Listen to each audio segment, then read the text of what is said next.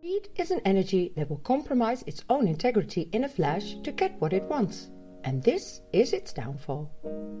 Archetype 54. With the shadow of greed, the city of Ascension, and it's the path of aspiration. My wisdom story. I grew up in an ashram of a charismatic guru. Following in the footsteps of my materially unambitious parents, I became a devotee. At a young age, I was adept at meditation and prayer, and knew the sweet scent of peace. Our guru preached generosity and rejected all possessions. He was known for performing miracles and for his great humility. Once I got lost in the ashram and accidentally passed on his private chambers. The door was ajar, so I could peek in. I was shocked to see mountains of material riches and pictures of him socializing with some of the wealthiest, most corrupt people in the world. Before anyone saw me, I ran straight to my parents to tell them what I saw. They didn't believe me.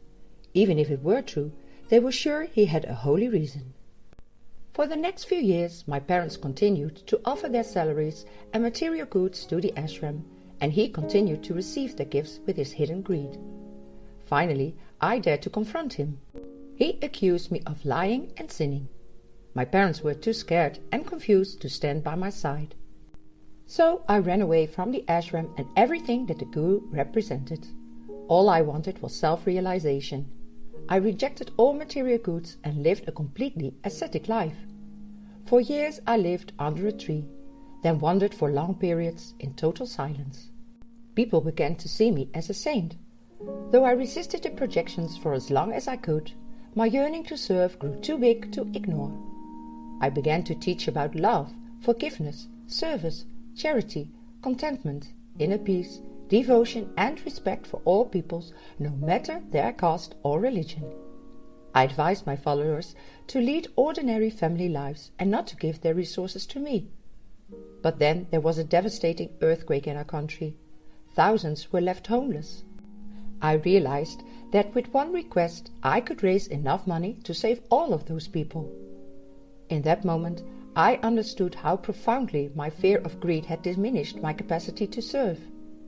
To heal the wound of my past, I had to learn to trust myself and to understand at the deepest level that my hands were nothing but the hands of the world.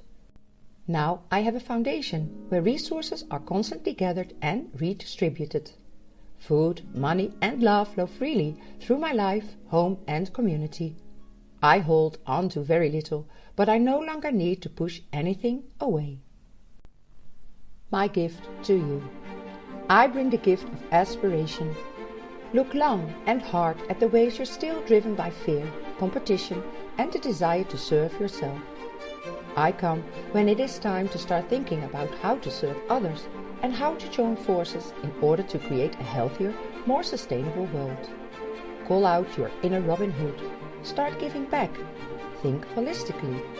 Find creative ways to more justly redistribute the resources on our planet.